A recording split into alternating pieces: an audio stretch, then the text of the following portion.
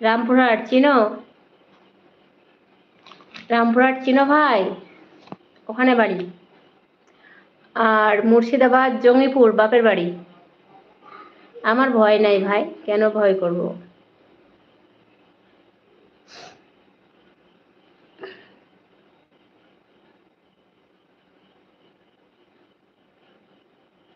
তো তোমার বাড়িটা কোন জায়গায় বললে ভাই? ব্যাঙ্গালোরে থাকো, তার মানে তুমি তো ইন্ডিয়ার ছেলে।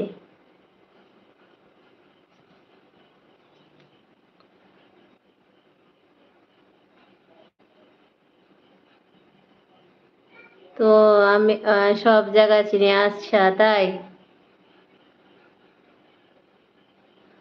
তো তো চিনবাই, মুর্শিদাবাদে তো যদি হও সত্যি অরিজিনাল তাহলে তো চিনতে পারবা।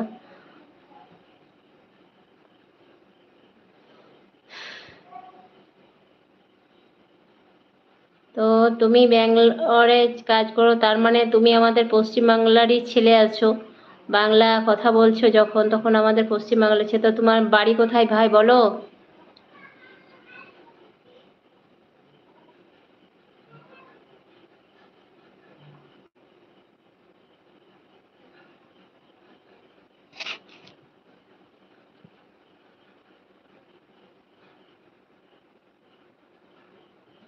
মুস্তাফুল হক ভাই, বাড়ি কোথায়?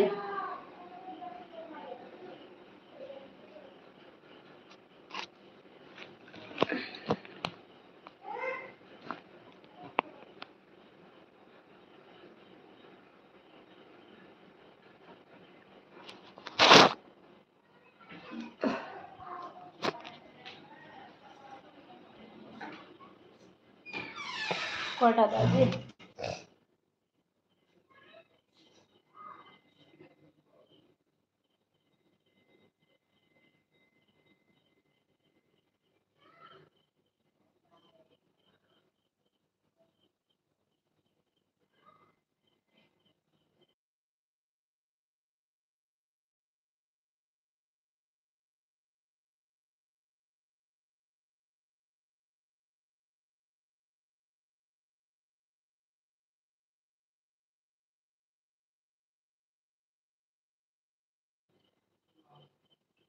হুমায়ুন কবির কে চেনো? হুমায়ুন কবিরটা কে?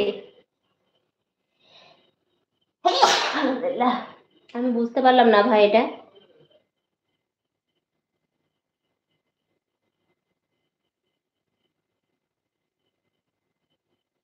ও, তুমি তো বললা ভাই, সরি সরি সরি, তুমি জলপাইগুড়ি বলেছো ভাই, আমি ভুলে গেছি। কিছু মনে করো না ভাই, এত কথা বলতে আমি যা ভুলে যাই জানো। তুমি তো নতুন, তাই তুমি জানো না। তুমি আমার সঙ্গে লাইফে এসো প্রতিদিন, বুঝতে পারবো আমি খুব মন ভোলা, খুবই ভুলে যাই। কিছু মনে করো না ভাই, তাই মনে মনে করছি তুমি তো বললা মনে হচ্ছে বাড়ির।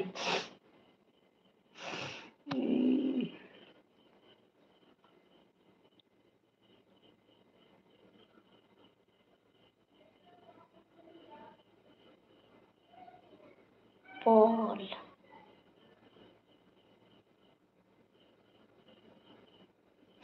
পলাশ, আমি এগুলো চিনি না ভাই, সব জায়গাতে চিনি তা অতটা চিনি না আমি, অতটা আমার যাওয়াও নাই। আমি ওই লালগোলা, ওই তোমার ওই মণিগ্রাম, সাগরদিঘি, তোমার ওই কিছু কিছু জায়গা এগুলো চিনি মুর্শিদাবাদের মধ্যে, তোমার ওই আহ, আর কি যে বেশ বলে,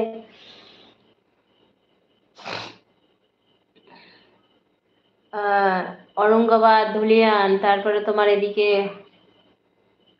ভগবান গোলা, এইসবগুলো চিনি। অত দূর একবারে। এই তো আমার আপু চলে এসেছে। আপু, তোমার এত রাত দেরি হলো কেন?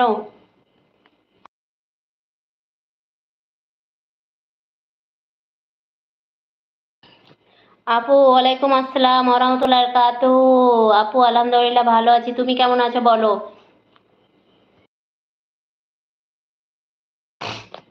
রাকিবুল এসছিল, খোঁজ করছিল তোমার, বলছিল সাবিনা আন্টি কেমন আছে। আমি বললাম ভালোই আছে। তো যা হোক, হয়তো কোনো কারণে জয়েন করেনি, হয়তো আমি লাইভে এসেছি হয়তো বুঝতে পারেনি, তার জন্য জয়েন করেনি। না তো হয়তো কমেন্ট শো করছে।